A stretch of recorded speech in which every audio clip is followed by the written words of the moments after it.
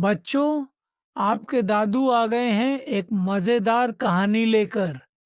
शीर्षक: गोलू और पतलू का जादुई सफर। Golu and Patlu's magical adventure. बच्चों, आज मैं तुम्हें गोलू और पतलू की कहानी सुनाने जा रहा हूँ। गोलू और पतलू बहुत अच्छे दोस्त थे, लेकिन दोनों एक दूसरे की खूब मजाक उड़ाते थे। गोलू गोल मटोल और थोड़ा भारी था, जबकि पतलू दुबला पतला और लंबा। गोलू कहता, अरे पतलू, तुम तो पेड़ की डाली जैसे हो, हवा चलेगी तो उड़ जाओगे। पतलू जवाब देता, और तुम गोलू, तुम तो पहाड़ की तरह हो, चलने में भी हाँफ जाते हो। जादुई जंगल की चुनौती। एक दिन दोनों दोस्त जंगल में गए। जंगल के बीच में एक जादुई बूढ़ा आदमी मिला। उसने कहा, तुम दोनों को मैं एक रोमांचक सफर पर भेजता हूँ, लेकिन याद रखना, ये सफर तुम्हें सिखाएगा कि असली ताकत शरीर में नहीं, दिल और दिमाग में होती है। बूढ़े आदमी ने जादू किया और दोनों एक अजीब दुनिया में पहुंच गए। वहां हर तरफ अजीब अजीब राक्षस थे और मुश्किलें भरी पड़ी थीं।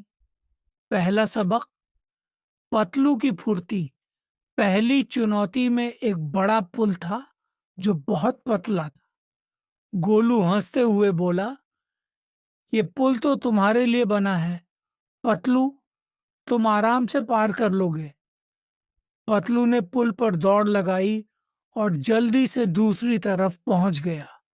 उसने गोलू से कहा, अब तुम्हारी बारी। गोलू ने डरते डरते पुल पार किया, लेकिन पतलू ने उसका हाथ पकड़कर उसे गिरने से बचा लिया।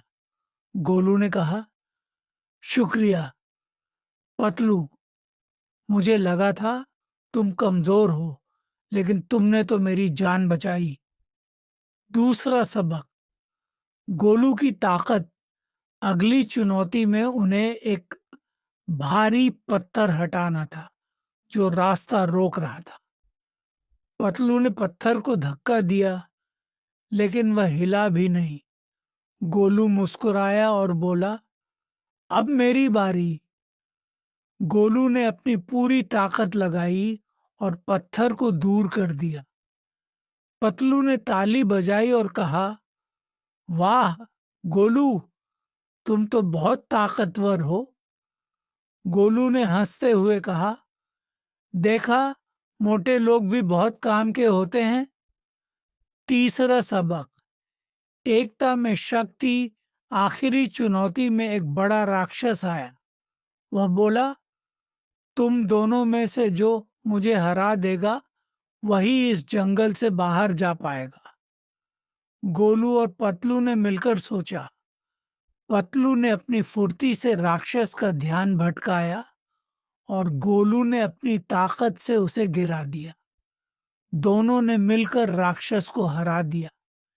घर लौटने पर सिखाई बात, बूढ़े आदमी ने उन्हें घर वापस भेज दिया और कहा, अब तुम समझ गए होगे कि हर किसी की अपनी खासियत होती है। शरीर का आकार, ऊंचाई, मोटापा या दुबलापन, ये सब मायने नहीं रखता। असली खूबसूरती इंसान के दिल और दिमाग में होती है। गोलू और पतलू ने एक दूसरे से माफी मांगी। गोलू ने कहा, मैं अब तुम्हें पेड़ की डाली नहीं कहूंगा। पतलू ने कहा, और मैं तुम्हें पहाड़ नहीं कहूंगा, तुम मेरे सच्चे दोस्त हो।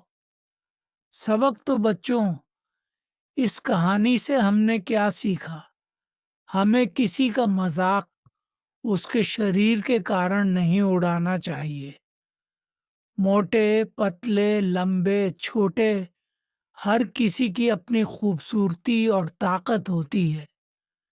हमें लोगों को उनके गुणों के लिए पसंद करना चाहिए, न कि उनकी शक्ल सूरत के लिए। यही सच्ची दोस्ती और इंसानियत है। अगर आपको कहानी पसंद आई तो एक लाइक ज़रूर करना और चैनल को सब्सक्राइब कर देना। साथ में घंटी वाला आइकन भी दबा देना ताकि जब मैं अगली कहानी लेकर आऊं तो आपके फ़ोन की भी घंटी बजे। और अब सो जाओ बच्चों, कल फिर मिलेंगे एक नई कहानी के साथ। शुभ रात्रि।